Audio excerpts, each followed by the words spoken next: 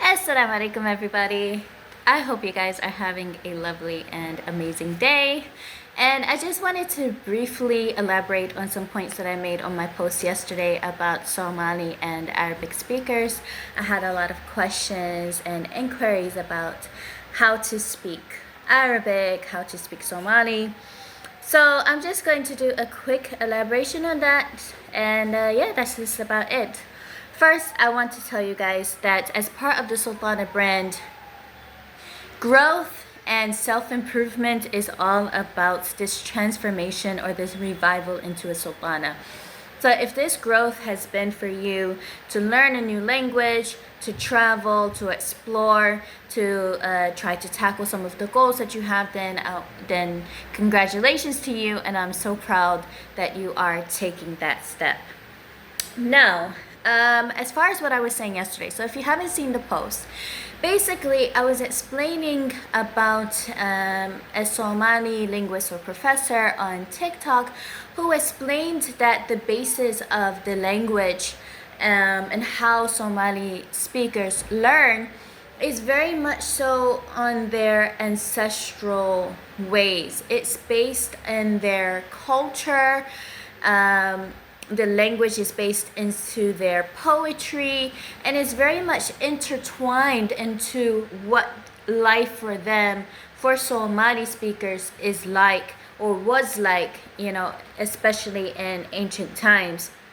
So that is, and it overlaps. It overlaps with Arabic speakers as well. Again, you can go and look at the post, inshallah. I did post it on my Instagram and my Facebook. You can check that out, Halimah Sultan. But basically, just to sum up, that incorporates a lot of memorization and repetition. A lot of times to communicate in both Somali language and Arabic language, it involves a lot of repetition, a lot of, they memorize very easily, memorizing, call and response. This is the way that communication is put in place. Also, because it is a very poetic and rhythmic language, both Arabic and Somali, there's also a basis of having where words can a word that would be translated into English has many different meanings in Somali or in Arabic. So for example, as I said yesterday, if you say how are you, for example, there's different ways, like I can think of maybe 10 different ways that you would say that in Somali language, and each one expresses a different kind of inquiry. It expresses who you're talking to. It shows a matter of respect. It shows a matter of community, things like that. While in English, for the most part, we simplify it. You'll say, how are you? What's up? How's it going? Things like that. But it doesn't, but all of them in essence has the same meaning. You know what I mean? So it has the same meaning. It doesn't really have much more in depth of an expression. It really doesn't show or change depending on who you're talking to. It can if you're using maybe more colloquial slang, but at the end of the day, it doesn't really change the meaning in itself depending on who you're talking to. While in Somali and in Arabic, it can. And that's just giving an example. There are so many words, phrases, tones within both Somali and Arabic where these kind of deeper meanings come into play. And when you try to translate it over to English, it kind of simplifies the word in a way when you're translating it to English. But in order to really fluently understand it, you have to dive in a little bit deeper and understand what are they trying to say behind the word. But while this does have this deeper meaning, it is not the same way. So if you want to take, for example, my kids, when they are, even though they're English speakers, when they are learning, it's still not quite the same because of the environment itself. When I say deeper meaning, I am still not talking about exploring individualized thought, perspective, or emotion. So, for example, nowadays in Western curriculums, a lot of it will be, well, how do you interpret this? How do you feel about this? How do you see it? And that's not exactly what I mean by deeper meaning. Much of this, as the professor was explaining, comes from this overview of social media, free thought. Everyone has an opinion to speak about and things like that, or just scrolling, on social media.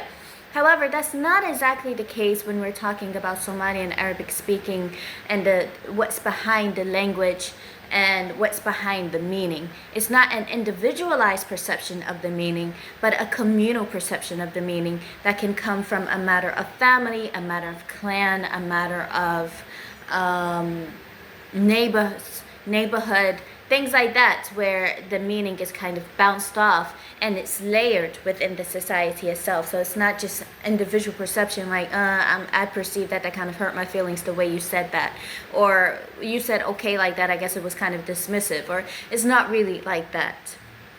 And so that was just a quick summary of what I talked about in my post. But the main question now is, well, if you're not an Arabic or Somali speaker, how can you easily learn the language, and how can you communicate with Arabic and Somali speakers and the languages that are similar to it? So for me, I've written down a couple of tips here, but I do want to say, I am still learning the Somali language myself. It is one that is not straightforward. It is very complicated. But it takes really being amongst the people to really grasp it, because it's not really until you're able to live with the people and understand how they think before you can understand the language itself. But here's a few tips that I put to easily learn either Arabic, Somali, or any similar language. Number one, lean into memorization techniques. So try to you learn the way that they learn. They use a lot of memorization, and their memorization skills are very strong. If your memorization skills are not strong, repetition itself may not be beneficial to you, so you can use something such as flashcards or recitation, call and response, to try and pick it up a little bit easier. The second part is pay attention to rhythm and poetry. Many phrases are tied into cultural proverbs, so try not to deal with translating it literally, but try to look at the structure behind the phrases itself, pick up and respond. Third, value group learning. So much of these communities are very communal, and they communicate by speaking to one another, and this is the best way to learn.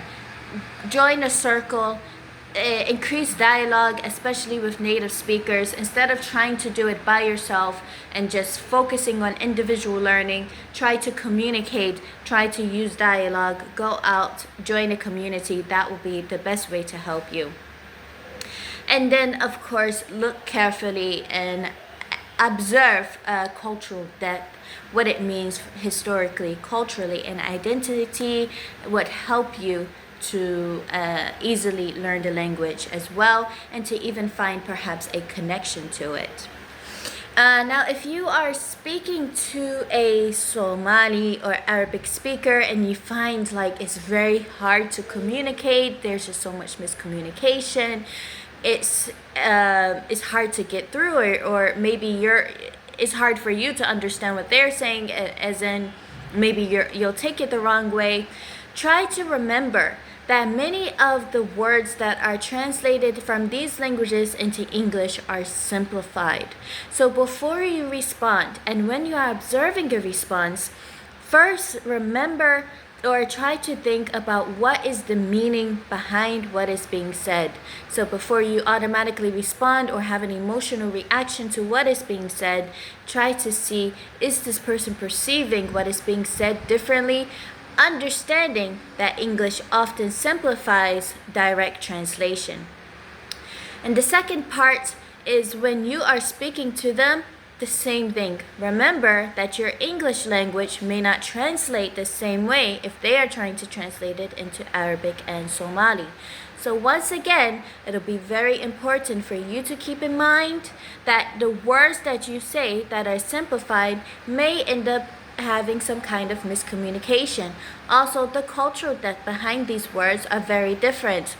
In Somali language, as I explained in my post yesterday, it may be a thing of a person cuts you off while you're talking, they're talking to each other, they're talking over each other, or they're even talking loudly. The Somali community will not perceive that as being rude. If they're talking to you and they're loud, their tone is loud, they see that as being engaged or being passionate. They don't see it as, oh, you're shouting at me, you're fighting with me. And this is often a big misconception in Somali amongst Western, because they say, why is Somalis talking so loud? Why is Somalis on the phone? They're always shouting. But no, they actually just speak loud. It's part of the tone of the language and the words. Same thing goes with talking over. Of course, you can always have boundaries and you can always regulate how someone should speak to you. I'm not saying that you should just accept any old thing and say, okay, well, it's cultural. But just understand that these small things, like if you know that they're not intentionally trying to be disrespectful, but they're talking loud or they're talking hard, then understand that this is a way of communication. There's a meaning behind that as well. Or if they're speaking to you and they say a lot of words and you just say in response, okay, understand that maybe they'll find a misconception in that as well.